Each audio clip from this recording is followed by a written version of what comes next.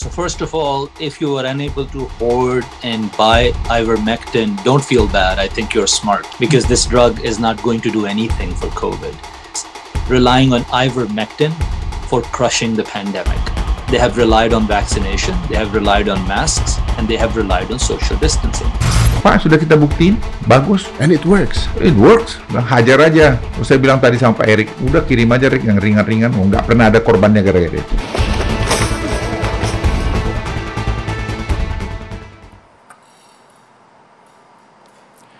Selamat malam, pemirsa. Anda menyaksikan Dua Sisi. Pemirsa, setiap hari penambahan kasus positif COVID di Indonesia semakin tinggi. Bahkan kita mendengarkan berita yang menyedihkan setiap harinya. Hari ini bahkan mencatat rekor baru sebanyak 38.391 kasus positif COVID yang baru. Nah, penanganan pasien COVID di sejumlah daerah pun sempat kewalahan.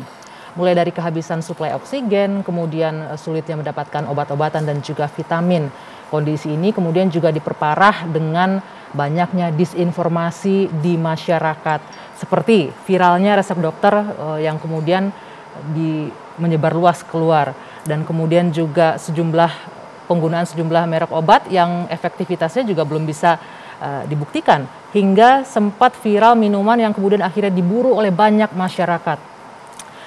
Tentu saja kondisi ini menimbulkan kepanikan di masyarakat. Lalu bagaimana seharusnya kita bersikap menghadapi banyaknya disinformasi? Malam ini kita akan bahas di Dua Sisi bersama sejumlah narasumber yang sudah hadir bersama saya di studio. Di sebelah kanan saya ada Dr. Andi Khomeini Takdir, relawan RSCD Wisma Atlet. Selamat malam, dokter. Sehat Selamat ya, dokter? malam, Mbak Dwi. Sehat, alhamdulillah sehat. Dan di sebelah kiri saya ada Dr. Tirta Mandirahudi, relawan Kemenkes. Selamat malam, dok.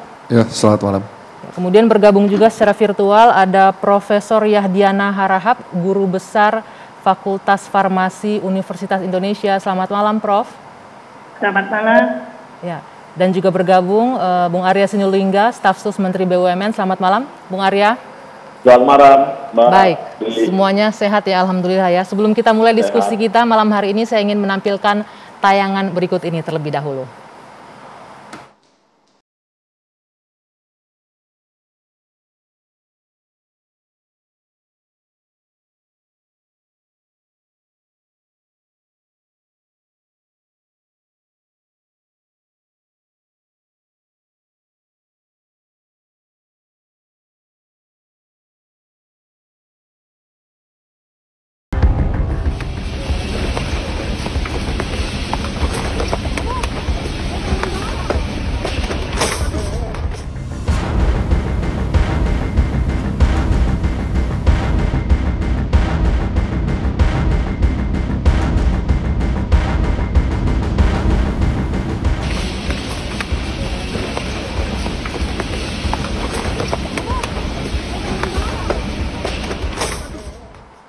Ya, kalau kita lihat di tayangan tadi bagaimana kepanikan terjadi di masyarakat, memburu minuman tertentu, kemudian juga obat-obatan sampai sulit didapatkan. Pertanyaan yang harus dijawab malam hari ini mungkin bisa oleh narasumber saya yang hadir.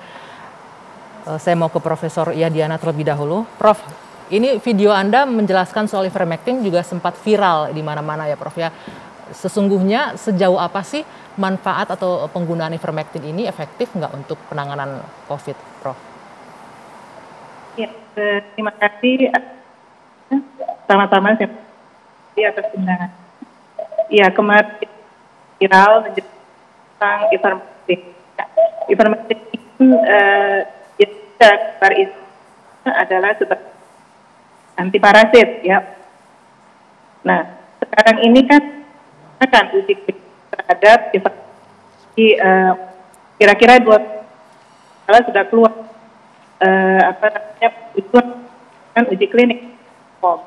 Hanya kita menunggu dulu sampai uji klinik. Dokter, maaf, komunikasi kita terputus ini, maksudnya suaranya dokter, suara Prof Yahdiana kurang jelas, bisa diulangi lagi, Prof? Ya. Ya. Oke, mungkin sambil Prof, maaf saya potong ya Prof ya, sambil memperbaiki komunikasi kita, saya ke studio terlebih dahulu. Kita akan coba perbaiki komunikasi dengan Prof Yahdiana sehingga penjelasannya bisa didengarkan secara jelas oleh penonton kita. Saya ke Dr. Tirta terlebih dahulu. Dok, Anda termasuk yang tidak setuju juga dengan penggunaan ivermectin ya?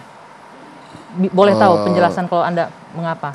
Kalau dari secara statement dari guru-guru saya, senior-senior, termasuk ada Dr. Koko juga kan spesialis penyakit dalam, lalu ada Dr. Dayatia juga RSF KUI, Profesor Ahmad Zubairi, Dr. Paduryono, dan bahkan teman-teman saya, guru saya di UGM, Sarjito juga.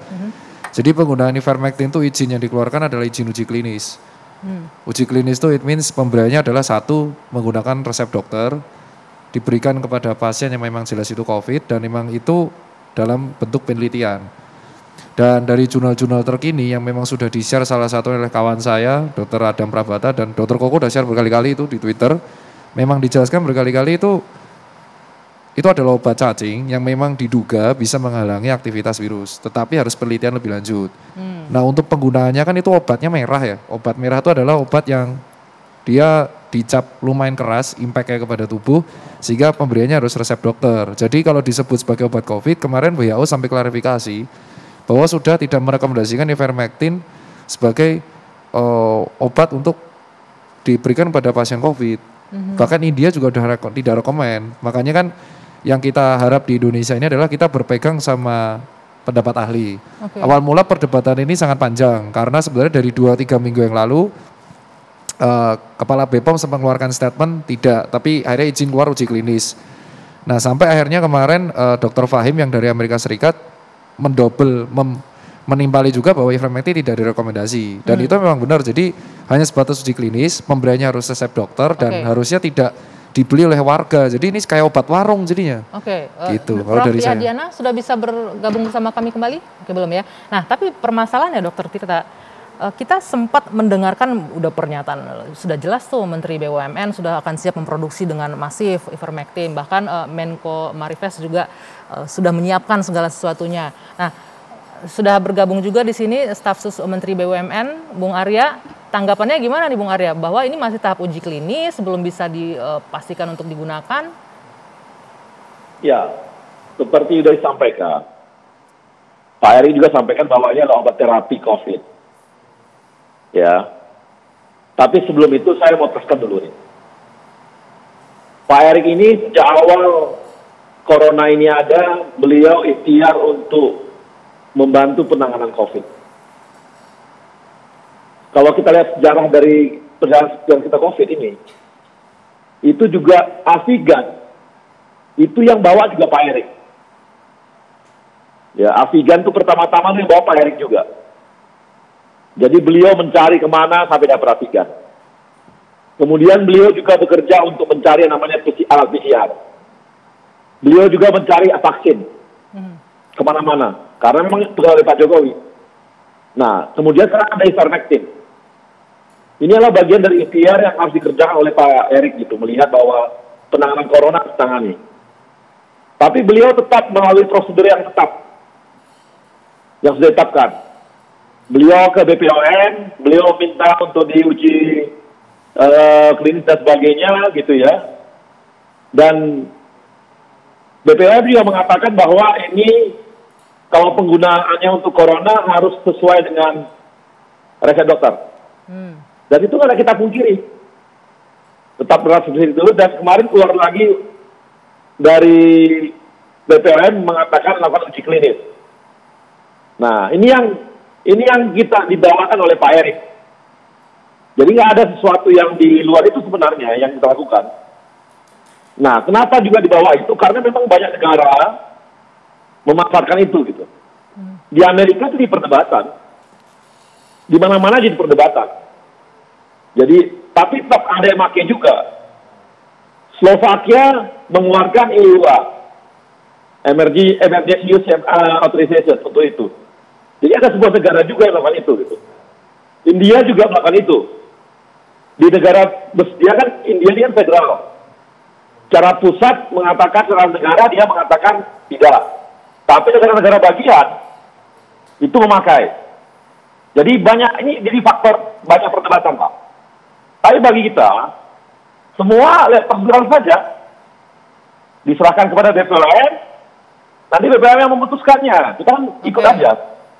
Gitu loh. Jadi kita ikut saja itu. Tapi India terakhir kali mengeluarkan statement bahwa mereka tidak menggunakan ivermectin lagi, Bung Arya. Nggak hanya itu, dia juga nggak menggunakan favipiravir. Oke, baik. Selanjutnya kita jadi nggak hanya obat itu. Jadi ini kan masing-masing negara memiliki ini ya, memiliki kewenangan. Tapi negara bagian di India memakai juga. Jadi karena dia kan federal, jadi ada negara pusatnya dia, tapi negara federalnya pakai. Jadi ini adalah kita tunggu aja kalau Indonesia, kita tunggu aja hasil dari BPOM. Baik, Bung Arya, saya ingin kembali mengajak untuk mendengarkan pendapat dari Prof. Nahdiana. Prof, sudah bisa bergabung? Iya. Ya, bagaimana Prof. Nahdiana penjelasannya penggunaan ivermectin ini? Apakah suara saya? Ya, bisa didengar. Ya, terima kasih. Selamat. Jadi seperti kita ketahui adalah obat antirakit ya, yang sebenarnya digunakan untuk ya, baik, sayang sekali Prof. Yahdiana ini masih terkendala teknis untuk sambungan audio kita. Nanti kami akan coba kembali perbaiki. Kita akan lanjutkan dua sisi usai jeda saat lagi, pemirsa. Tetaplah bersama kami. Ya, Anda kembali di dua sisi ini mengenai penggunaan ivermectin yang masih menjadi pro dan kontra. Tadi Dr. Tirta juga sudah sempat menyinggung bahwa peneliti dari luar, ahli dari luar bahkan tidak menyarankan penggunaan ivermectin ini. Nah, saya sempat melakukan wawancara dengan Dr. Fahim Yunus, ini merupakan Kepala Penyakit Penular Universitas Maryland, yang mungkin Anda juga sempat menyaksikan atau mengikuti tweetnya yang berbahasa Indonesia, menjelaskan bagaimana penggunaan ivermectin dan lain-lainnya. Ini adalah cuplikan perbincangan saya dengan Dr. Fahim yang kami lakukan beberapa waktu lalu. For example, Dr. Yunus, there is one medicine really, what do you call it? In Indonesia, it's really happening right now. It's ivermectin. It particularly used for the worm disease, right? But now ivermectin in Indonesia, it's really hard to get because in the market there is no ivermectin at all because people are hunting it. Can you explain what is the side effect of ivermectin and how effective ivermectin for a COVID patient?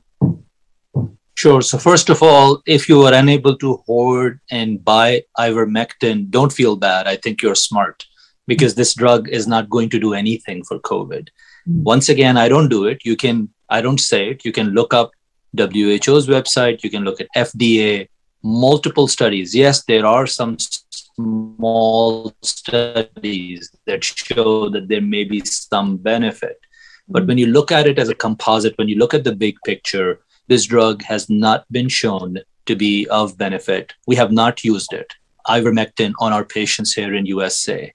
If you look at the case rate in USA, it has dropped precipitously. So simple scientists would say, let me go to the countries and see those who have crushed this virus. What have they done, right? It's that simple. And you will not see any of those countries relying on ivermectin for crushing the pandemic.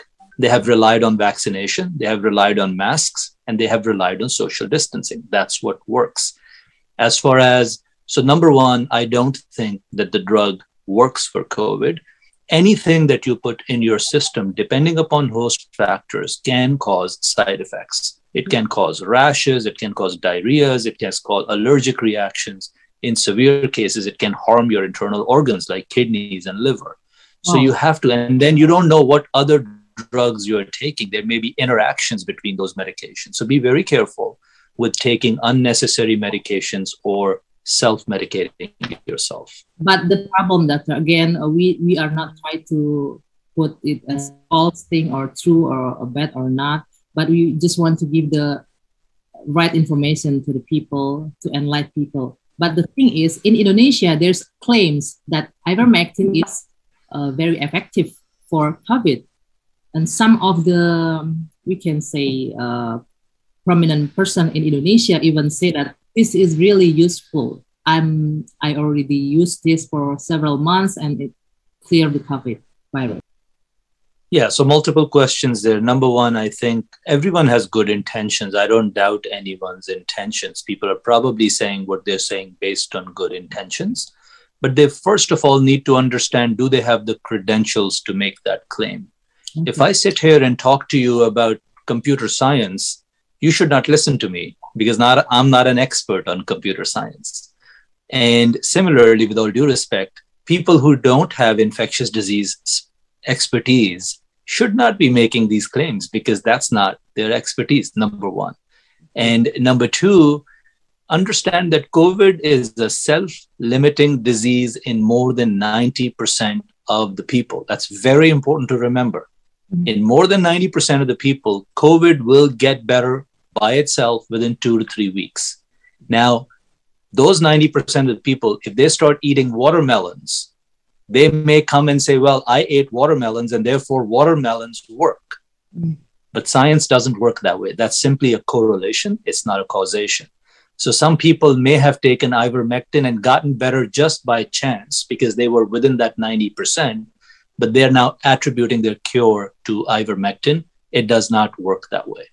I give the example of USA. I think we were terrible in our management of COVID last year. We were not a shining example, but this year we are because we have put in certain systems and you can see how the caseload is coming down and we are not using any of those drugs. Ya, itu sudah sangat jelas sekali bahwa tidak menggunakan ivermectin ya, seperti Dokter Tita bilang tadi bahwa tidak efektif sama sekali untuk COVID. Saya ingin ke Bung Arya, bagaimana Anda menanggapi pernyataan pakar dari Amerika ini, Bung Arya?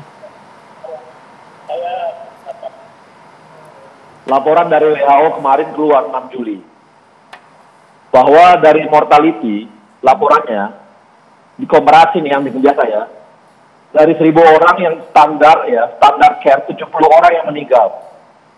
Sementara ada intervensi ivermectin itu hanya 14 orang yang meninggal. Ini laporan WHO loh. WHO ya. Kemudian untuk ventilation ya, mechanical ventilation. Biasanya 20 per 1.000 orang itu yang kena pakai intervensi ivermectin itu 10 per 1.000 orang.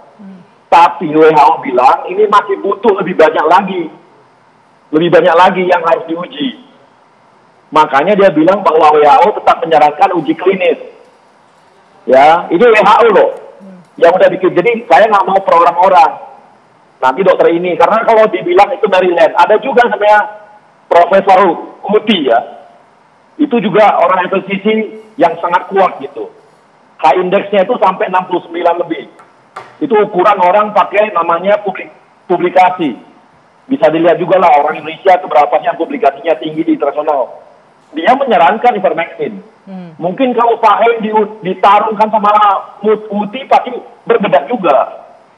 Makanya kita kembali lagi kepada bahwa ini masih proses uji klinis. WHO jelas mengatakan bahwa ini kelas intervensinya bisa menurunkan kematian. Tapi masih kurang jumlah orang yang diteliti. Makanya dia tetap menyarankan dilakukan namanya penelitian gitu loh. Oke. Baik, tapi ini masih kurang diteliti. Apakah nih jangan-jangan ini masyarakat dicoba untuk diuji coba sekalian nih Dokter Tirta? Anda melihatnya gimana nih? Kalau dari saya sendiri izin Bang Arya, bukan membantah. Ini saya membacakan statement dari teman-teman dokter di Indonesia yang merepost dari info dari Living Guideline COVID-19 dari WHO terbaru. Ini langsung dari websitenya WHO. Jadi jangan dipotong-potong, itu statementnya memang ada. Jadi the WHO Therapeutic and COVID-19 Living Guideline currently includes one new strong recommendation to use IL-6 receptor blocker, yaitu tocilizumab or sarilumab in patient with severe or critical COVID-19. Jadi WHO merekomendasi, ada merubah rekomendasi sangat kuat untuk menggunakan reseptor IL-6 blocker seperti tocilizumab dan sarilumab. Dipublish 6 Juli 2021. Recommendation not to use ivermectin in patient with COVID-19 except in the context of a clinical trial. Published in 31 March 2021. Dan ini yang ngomong WHO. Hanya untuk uji klinis, tetapi tapi negara disarankan untuk memperbanyak tocilizumab dan sarilumab. Jadi kalau dibilang bahwa jangan percaya dokter ini, saya setuju dengan statement WHO. Kita tidak boleh menganggap bahwa kalau uji klinis itu untuk pasien disebar kayak gitu, berarti memang secara nggak langsung berarti pasiennya diajarkan penelitian. Jadi kurang tepat. Kelinci percobaan pasiennya kurang jadinya tepat. ya. Jadi alih-alih harusnya anggaran tersebut digunakan untuk membeli tocilizumab, IL-6 reseptor blocker dan sarilumab. Ini yang ngomong WHO sendiri untuk mortality. Oke, saya ke Prof. Yadiana. Bung Arya, sebentar saya ke Prof. Yadiana dulu minta pendapatnya. Prof. Yadiana, bagaimana? Ya, apakah suara saya kedengaran? Ya. Sudah dengar? Silakan, Prof. Ya. Ya, jadi informasi ya. Nah, kalau kita seperti kemudian juga WHO menyarankan melakukan clinical trial. Nah, hasil-hasil ini sudah ada jumlah pasien katakan ya, jadi kalau melakukan trial kan clinical trial artikel. Jadi memang banyak dari clinical trial yang itu memang masih ada kekurangan-kekurangan seperti yang dilakukan bukan double blind. Baik, Prof. Ya. Prof, mohon maaf sekali, ini kenapa masih terputus lagi nih audio kita tidak jelas, sambil mencoba kembali nih. Tadi pas jeda suaranya sudah bagus, begitu on air terputus lagi. Saya ke Dr. Andi, bagaimana dengan pendapat yang beragam ini, Dok? Sebagai ahli penyakit dalam, Anda punya pendapat apa untuk penggunaan ivermectin? Ya. Bismillahirrahmanirrahim. Jadi kita ini lagi berada dalam sebuah situasi pandemi namanya. Saya sering kali berulang-ulang menyampaikan bahwa kita itu berada pada satu kondisi badai. Semua orang dalam badai yang sama sekarang. Tidak hanya di Indonesia ya. Globally. Seluruh dunia. Dan semua orang sedang berlomba, para ahli di seluruh dunia itu sedang berlomba untuk menemukan treatment yang paling cocok untuk COVID-19. Itu satu.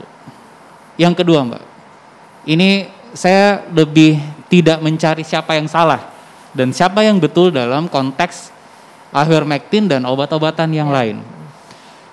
Tapi dalam konteks nih, karena saya juga guru-guru saya para dokter-dokter yang terkemuka, profesor, para peneliti, dan saya mengikuti mereka, ikut mencoba belajar dari mereka bagaimana men-treat pasien sebaik-baiknya, kemudian bagaimana melakukan penelitian dengan benar, dengan baik ya. So, kita tidak bisa, atau anggaplah ini diri saya sendiri, saya tidak bisa mengklaim bahwa saya adalah pemilik kebenaran sejati dalam badai ini. Apa yang saya ketahui kemarin bisa jadi usang hari ini, dan apa yang saya ketahui hari ini bisa besok itu sudah basi.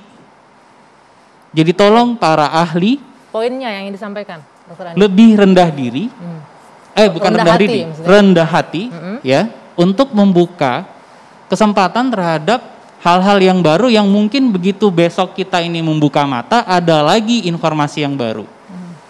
Dan juga saya minta orang-orang yang punya kompetensi yang berbeda, meskipun Anda punya power, tolong tahan komentar karena publik sekarang sedang bingung. Mereka apa yang disampaikan oleh orang-orang yang menurut mereka terpercaya, itu yang mereka rebut. Ambil contoh susu kemarin. Sekali susu komentar, diborong tuh susu. Nah, nanti kita akan lanjut ke situ tuh. Jadi ada dua poin itu.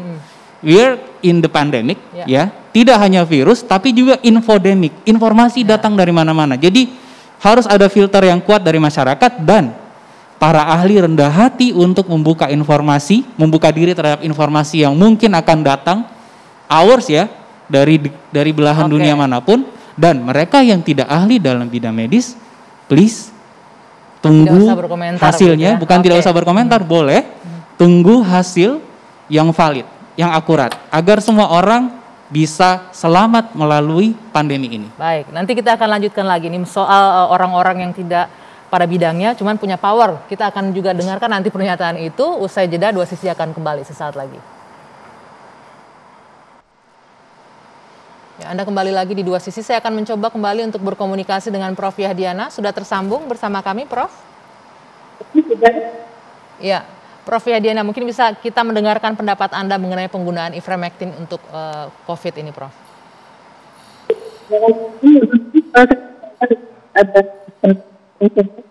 Ya, seperti kita ketahui, ivermectin ini kan memang antiparasit yang digunakan. Penggunaannya itu 1 kali, biasanya untuk obat cacing. Yeah. Dengan dosis 12 mg.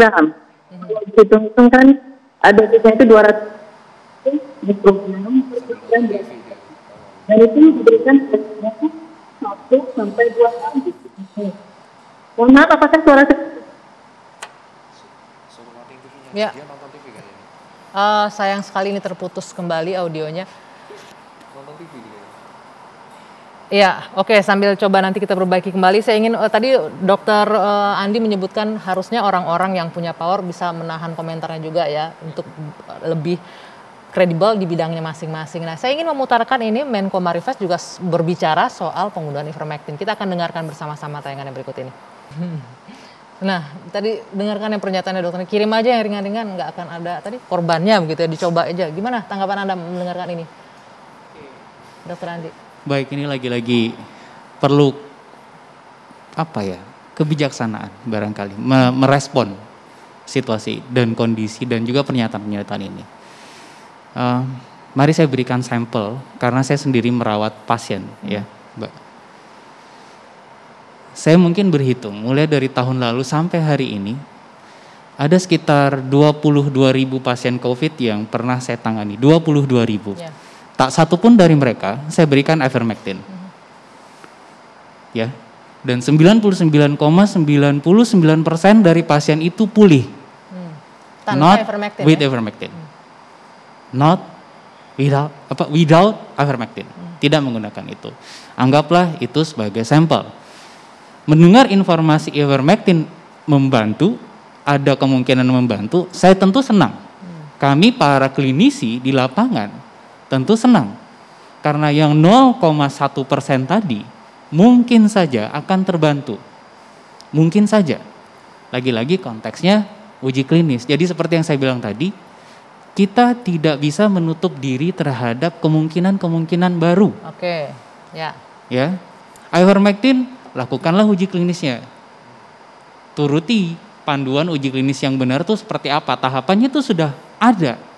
Di kampus-kampus kita, itu sudah disediakan, ada komite etik penelitian dan itu akan mengawal penelitian ini agar hasilnya itu benar-benar benefitnya untuk seluruh masyarakat Indonesia. Oke, nah ini Dokter Tirta senyum-senyum kenapa nih? Ada yang ingin ditanggapi dari pernyataan Menko Marifest tadi? Kalau dari Dokter Koko tahu, soalnya dari Januari 2020 beliau udah statement mengenai vitamin C atau vitamin D sama ikan.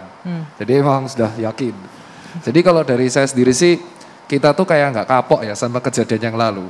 Jadi kalau Dokter Koko kan masih bisa untuk statement dengan halus ya. Kalau saya jujur udah gatal banget buat ngomong.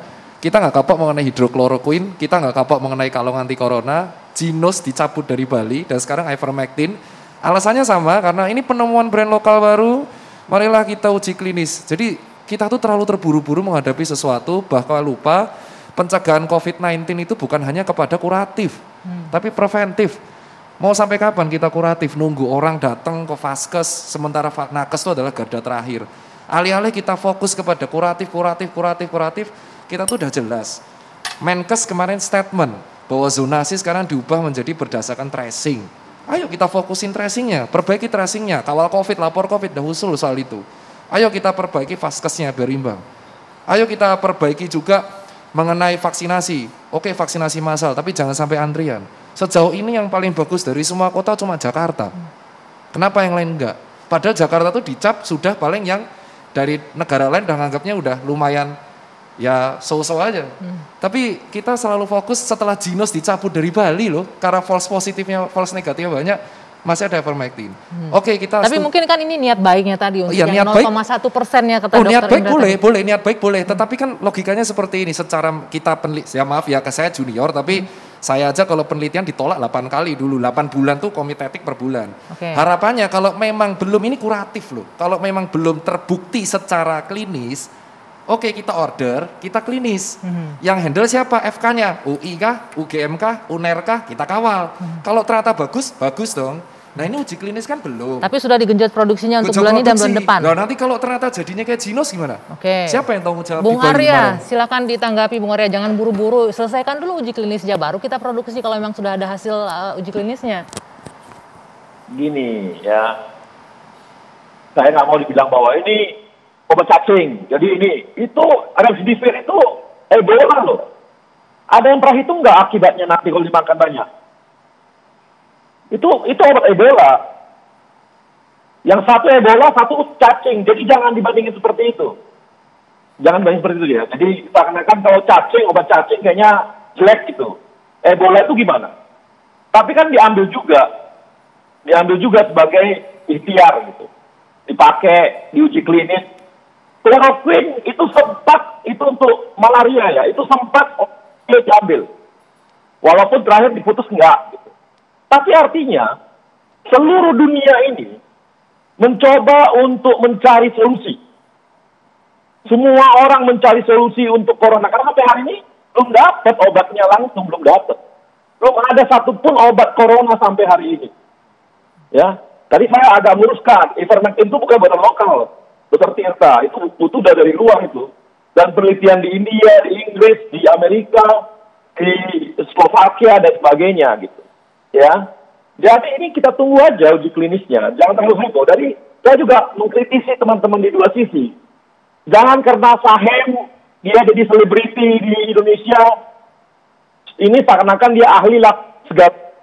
Oh tidak, ya Bung Arya, pertimbangannya kita adalah mengambil dari bidang keahliannya untuk enggak, saya mau tahu, ada orang ahli namanya, ada nama Uti, H indeksnya 65. Kalau Sahem itu H indeksnya cuma 5 atau 6. Kenapa nggak cari tanya sama dia yang memang ahli itu gitu? Nah, tapi oke lah, terlepas daripada itu. Ya, sekarang kita ya, mari kita berikhtiar semua, mari kita kerjakan semua. Semua mau kerja keras nih untuk corona. Nggak ada niat apapun. Ya, niatnya baik. Jangan berpikir bahwa ini bisnis. Nggak mungkin obat goceng dibisnisin. Nggak. Ini obat goceng ini, Rp5.000. Yang sangat murah, jadi bukanlah bisnis gitu. Tapi adalah bagaimana kita cari, dilihat perbandingan di berbagai negara, kenapa nggak dicoba di Indonesia gitu. Dan ternyata pemakaian ivermectin ini bukan baru di Indonesia. Banyak dokter udah pakai juga, banyak yang sembuh juga, banyak juga. Mungkin dokter kita tadi mengatakan dia nggak pakai, ya udah, tapi ada juga yang pakai. Nah ini kan berbagai macam, oke lah. Sekarang ini kita kerja, kita tunggu uji klinisnya, kita lihat apa hasil dari BPOM, kita tunggu, ya udah. Oke. Tapi nanti ketika nanti berhasil, kita nggak mau dong. Kami itu juga nggak mungkin ujuk-ujuk tiba-tiba muncul 14 juta, nggak ada waktu. Tapi kita siapkan bahannya. Baik, Bung Arya. Kami harus siapkan bahannya. Bung Arya. Karena apa? Kita nggak mau nanti kecolongan lagi, tiba-tiba secara bisa, kita kekurangan obat. Seperti sekarang lah. Kan kita kurang obat nih banyak. Baik, Bung Arya. Gitu. Jadi, boleh saya potong ya? Saya potong sedikit ya, Bung Arya. Saya potong untuk mengklarifikasi juga. Pertimbangan kita menghadirkan statement dari Dr. Fahim Yunus bukan karena selebtit yang Anda bilang tadi dengan segala macam, tapi lebih kepada mengambil background dari akademisnya dia sebagai kepala klinis untuk penyakit menular dan juga sedang melakukan penelitian. Satu itu ya. Yang kedua mengenai penggunaan. Ya? Nah, maksudnya gini, Anda cek juga kemampuan dia untuk penelitian, H-indeksnya berapa, dokternya sejak kali berapa. Jangan karena dia selebriti kita ambil. Gitu. Makanya saya bilang, mari kita tetapkan gitu ya, kita tunggu uji klinis, nanti kita tunggu hasilnya. Tapi yang pasti semua ikhtiar untuk membereskan namanya corona. Semua niat baik, nggak ada niat apapun. Gitu loh. Oke, sepakat niat baik untuk menangani corona itu benar. Tapi kan kita juga tidak menafikan niat baik ini agar bisa sampai dengan baik. Karena penggunaan ivermectin tadi beberapa dari pendapat ahli kita di dalam negeri juga. Ada yang sebuah dokter sini nggak setuju sama ivermectin. atau nggak pakai 1, 2, 3, 4 dokter, kenapa nggak ada cari dokter yang setuju sama ivermectin? Tapi nggak apa-apa, biasa itu. Ini semua dokter yang nggak setuju loh. Ya. Ada 4 dokter nih, Fahim, dokter Arahab, dokter yang tadi, dokter Tirta, nggak setuju semua nih. 4 dokter nggak setuju. Kenapa nggak dicari 1 dokter yang memakai ivermectin? Aduh, ya, ya gimana dokter? Ya gimana dokter nanti saya kurang bisa mendengar suara. Ya boleh ditanggapi sedikit. Baik, ini saya menangkap ya bahwa kita itu mungkin lagi-lagi balik ke judul. Ini adalah yang kita prediksi sebagai puncak kedua dari COVID-19 dan tolong jangan panik. Seruan jangan panik ini ya itu memang kena banget ke semua kalangan. Baik rakyat biasa, para tenaga medis, para peneliti, juga para pemimpin. Jadi dalam 1 tahun ini kita sudah melewati puncak pertama. Ya, tolong lihat historinya. Jadi tolong jangan berdebat dalam satu isu yang sebenarnya hanya satu perintilan kecil dari pandemi ini. Ivermectin bukanlah silver bullet. Bukan. Itu satu komponen yang kalau dia berhasil kita syukuri. Kita syukuri. Jadi baik Dr. Tirta maupun Bang Arya dan siapapun, juga Pak Erik dan Pak Luhut juga kita lihat komentarnya, itu good intention-nya ada. Mereka tidak ingin kita lama-lama di dalam pandai ini, dalam badai pandemi ini, kita ingin mencari hal-hal yang baik dan bisa membantu masyarakat. Problemnya adalah, lagi-lagi, apakah background-nya cocok atau tidak? Oke.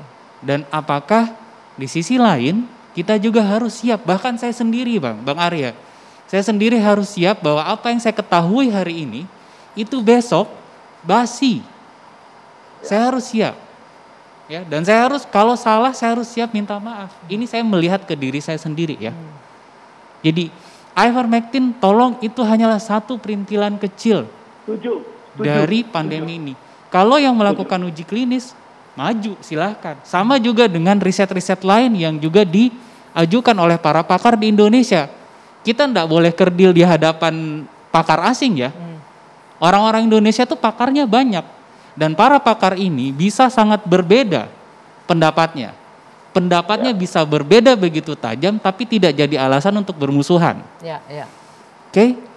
Kita harus kembalikan ke konteks bahwa, lagi-lagi yang saya terangkan di awal, ini adalah badai yang sama. Kita ini semua anggaplah tujuannya tidak satu kapal, tapi kapalnya beda-beda. Tapi badainya sama, semua kena, kehantam semua. Jadi kita perlu tenang, tidak panik. Ingat, kita sudah lewati gelombang pertama, wave pertama. Anggap diprediksi gelombang kedua ini lebih parah sekalipun, kita sudah punya modal. Kita belajar dari gelombang pertama. Oke. Gitu. Baik, nanti kita akan lanjutkan lagi, tidak hanya dari luar sebenarnya, kita juga menghadirkan pakar di dalam negeri. Tapi sayangnya komunikasi kita dari tadi tidak bisa tersambung dengan bagus dengan Prof. Yahdiana. Nanti kami akan lanjutkan lagi diskusi di dua sisi usai jeda sesaat lagi. Ya, kita di segmen akhir dua sisi. Ini yang menjadi permasalahan sebenarnya bukan membenarkan atau menyalahkan tidak penggunaan ivermectin. Ada dampak lain akibat uji klinis yang belum selesai, tapi sudah terjadi kepanikan di masyarakat. Terbukti dengan mereka sudah membeli dan memborong ivermectin. Bahkan seperti yang Dokter Tita bilang tadi, ada penggunaan ivermectin tanpa resep dokter. Bahayanya apa, Dok? Jadi saya itu kan beberapa hari terakhir karena memang peningkatan pasien COVID, kita cover. Kalau Dokter Koko dia menangani di RSDC. Ada yang namanya kan pasien isoman ringan dan sedang. Saya yang handle telemedicine untuk call center ya, itu kan banyak banget. Sekarang pasien itu dengan bangganya memamerkan, Dok, saya udah beli ivermectin sendiri. Itu obat tuh merah. Nah, jadi yang saya kecewakan gini, kalau merah artinya keras ya? Merah tuh keras. Jadi kita statement, kalau Bang Arya bilang, Tirta itu benci ivermectin deh, ya terserah lah. Tapi kalau dari kita, terserah itu mau uji klinis apa enggak, itu adalah hak prerogatif dan itu kewajiban sekaligus hak para peneliti. Jadi itu lingkup rumah sakit klinis. Nah yang jadi masalah karena obat ini diglorifikasi banget, masyarakat kan seneng ya, panik kan. Bukan hanya susu kaleng yang dibeli, susu kaleng, vitamin C tiap 1 gram tiap 3 jam, vitamin D 5.000, vitamin D3, semua dibeli sampai ivermectin ini diborong semua. Nah, kita tahu semua obat itu harus tepat dosis, tepat guna, tepat sasaran. Kalau orang-orang ini membeli obat tanpa izin padahal obat ini uji klinis, yang dikhawatirkan impact setelahnya. Itulah maksud kita di sini. Sesuai banget sama Dokter Koko, kita jangan berantem. Itu hanyalah tidak sampai silver bullet, itu mungkin hanya peluru perunggu. Intinya tuh goalnya adalah satu, baku emasnya, kita sekarang tracing kencengin, vaksinnya kita kawal sampai 1,3 juta dosis sesuai dengan statement Pak Jokowi. Nakes yang merawat di RSUD kita cover, vaksesnya kita cover, ditambah dengan kita selama PPKM ini memproses mobilisasi, membatasi mobilisasi. Oke, baik. Terakhir. Ivermectin kalau bagus, ya ada apa-apa. Tapi jangan diglorifikasi dulu. Bung Arya, jangan diglorifikasi karena terjadi kepanikan di masyarakat, bahkan menggunakan tanpa resep dokter gitu loh. Itu yang dikhawatirkan, Bung Arya. Yang pasti kami, yang namanya dari Indofarma itu, dan kita jualnya ke Kimia Farma, itu Anda harus pakai resep dokter.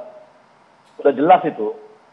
Jadi kalau dapat dari, nggak mungkin kalau Anda ke Kimia Farma nggak mungkin dapat Anda nggak bisa harus pakai resep dokter gitu.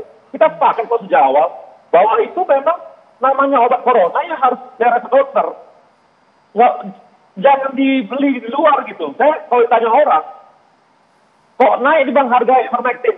Saya bilang, kamu beli di mana? Beli di online.